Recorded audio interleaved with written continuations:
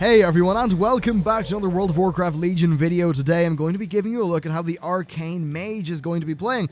Arcane Mage is something that's had a very similar idea in terms of its gameplay for quite a while now, and Legion is certainly staying with that. However, the change to its mastery, well, it does change things up somewhat in terms of the gameplay. So the format of this video is I'll go through the core abilities in gameplay, then we will look at all the abilities, then we'll look at all the talents, and we will then polish things off by having a look at their artifact weapon, which, I've got to say, is very, very snazzy looking. Okay then, let's talk about how the base gameplay works. So, first of all, it all starts with Arcane Blast, 4,800 mana, 2-second cast. Blast the target with energy, dealing 13,000 arcane damage and generating an arcane charge.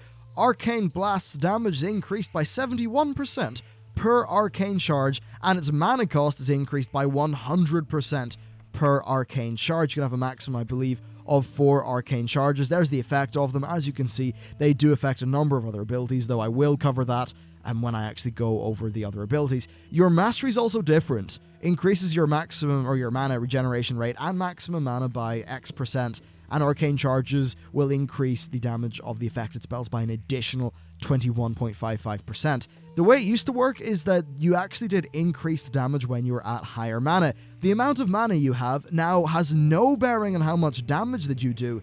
It's more that your mana bar is basically a big resource that you can blast through if you want to do burst damage, and I'm going to show you how that operates right now. By the way, the Shrine of the 7 Stars, I can't actually get there. It bugs out characters and crashes the game. So we do have to do this on level 80 targets, which do have damage scaling, so while the numbers will all be proportional to each other, they will be quite a bit higher than you're actually going to see in Legion. So, first of all, arcane charges are now a resource rather than a buff, which is really cool. Also, you have a chance of generating an arcane missile. This will launch a wave of arcane missiles at the target over 1 second, doing some damage, and that damage is increased by 71% per arcane charge, and the missiles have a 30% chance to be activated for after each of your damaging spell casts, and you can pull up to 3 charges of it. We then have Arcane Barrage. This will unleash all of your arcane charges at the enemy. So if I build my way up to 4 arcane charges, because that's realistically when you will be using Arcane Barrage, it will do... there we go, 70,000 arcane damage, consuming all of your arcane charges. Now, its damage is increased by 76% per arcane charge, and it hits 1 additional nearby target for 50% of that damage. And there you go, you can see it fly out, which of course is going to be giving us, in this case gave us an arcane missile. Let's just see what that gameplay is like within the context of your mana bar being a big resource. So now we're at 4 stacks, 4 arcane charges. You can see I really am going through my mana bar quite a bit.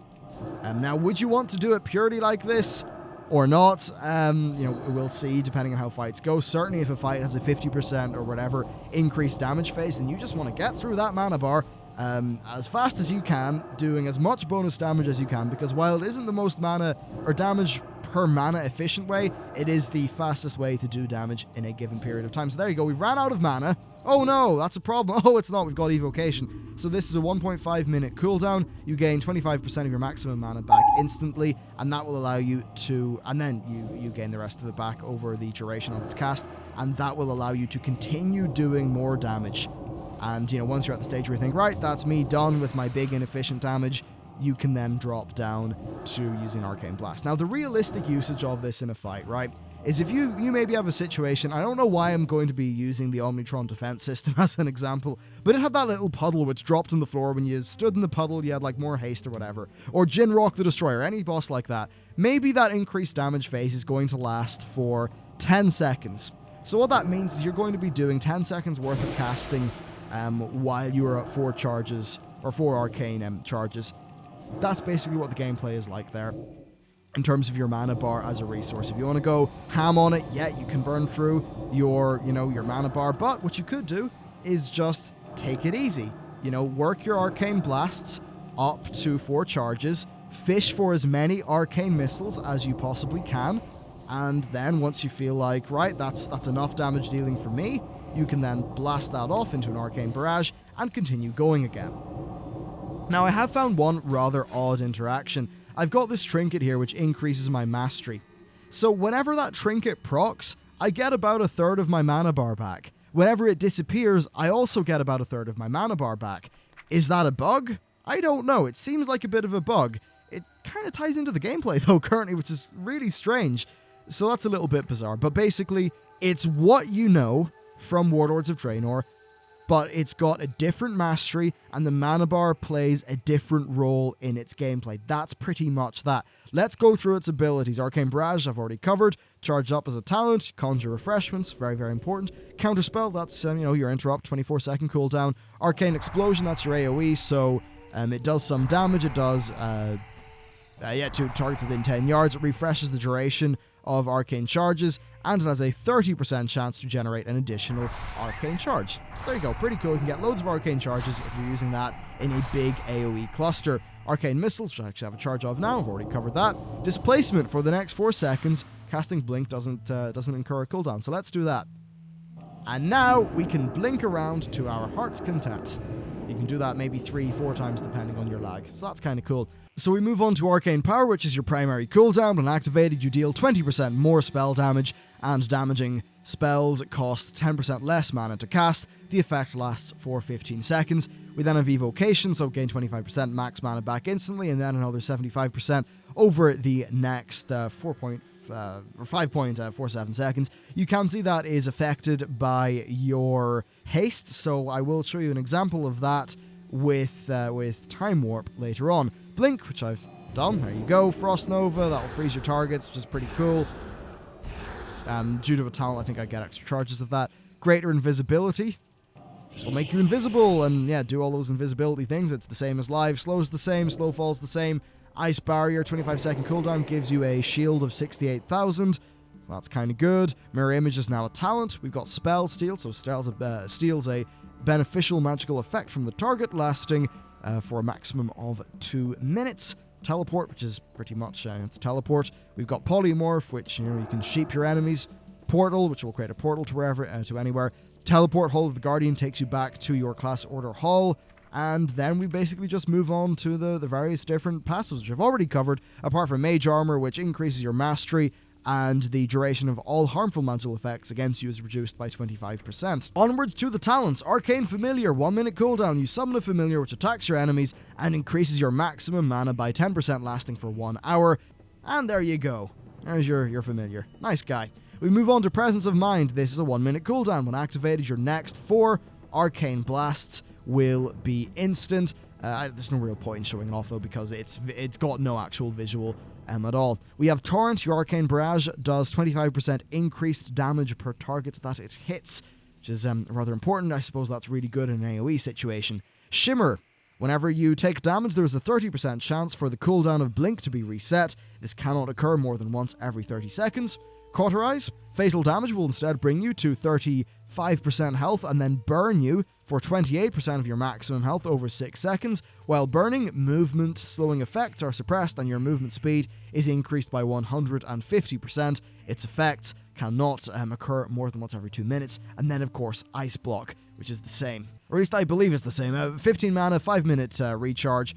We'll just throw it down onto our bars there. You can see it's got 2 charges, though whenever you use it, you get hypothermia, which means you can't use it again, or you can't be affected by it again for 30 seconds. We then move on to Rune of Power. I hate Rune of Power so much. I hated it in MoP, I hate it in WoD, I think it sucks. Anyway, let's look at it. So this places a rune on the ground for 10 seconds, which increases spell damage by 50% when you stand within 8 yards. So we put that down, stand in the rune, you do more damage. It does, right, what I like about it is it rewards thinking, it rewards your placement and all that stuff. And yeah, I mean, technically it's just another, DPS cooldown thing. I don't really like it. And I don't think that many people like it.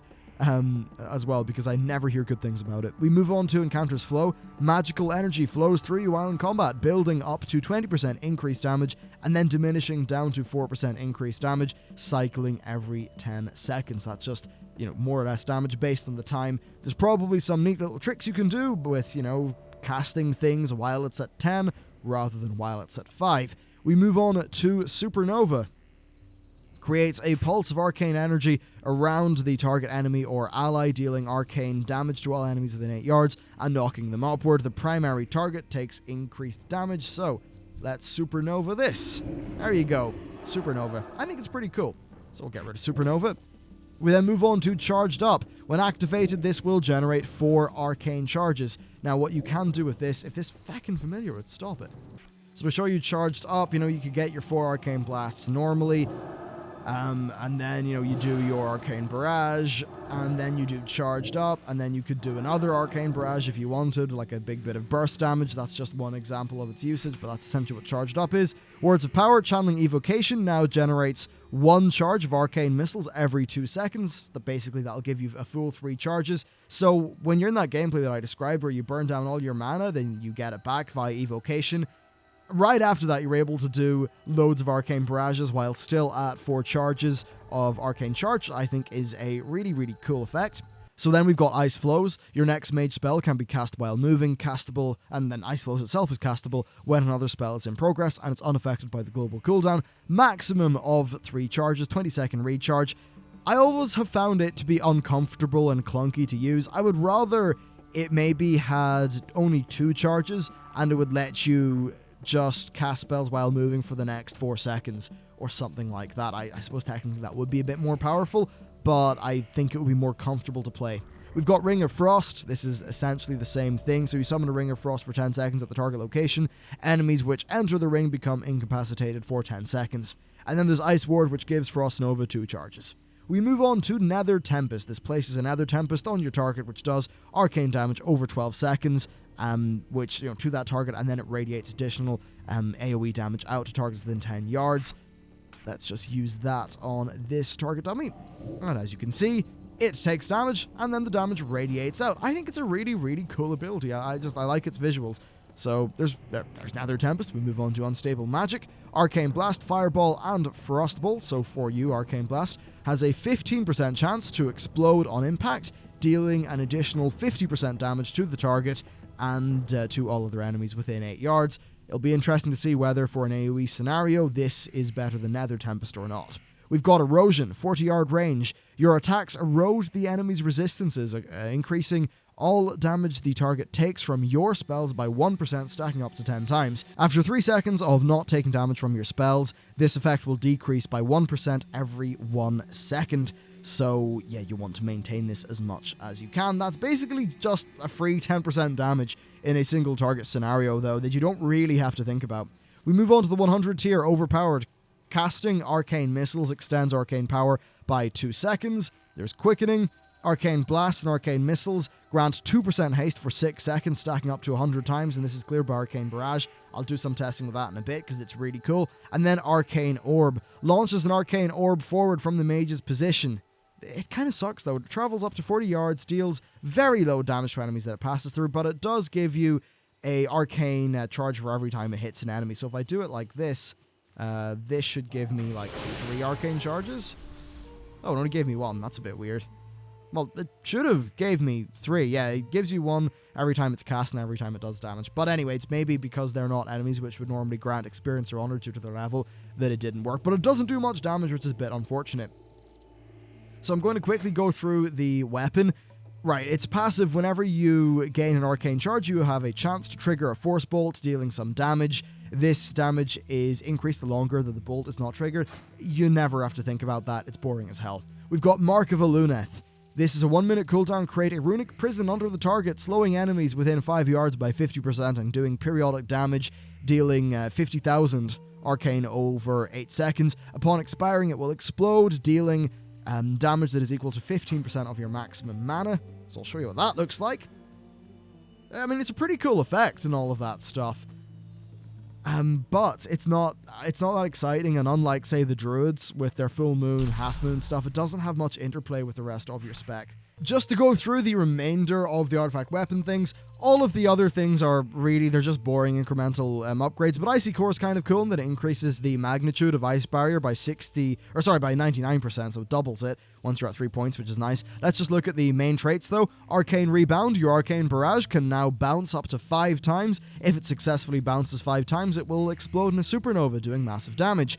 We then have Touch of the Magi. Arcane Blast has a chance to debuff the target, turning them into a accumulator bomb. After 15 seconds or when they die, that bomb will pop, and it will deal 33% of the damage dealt. I assume that's the damage that you've dealt like over that duration. So that's Touch the Magi, though. Even like looking at the tooltip, that's very clearly like kind of like a developer tooltip. They'll probably need to polish that up for the final version. And then we've got Egwin's Ascendance. Your evocation makes you invulnerable and causes you to do massive damage based on the mana that your evocation restores. This is further backing up that gameplay that I talked about, where you want to burn through all of your mana bar and then do an evocation.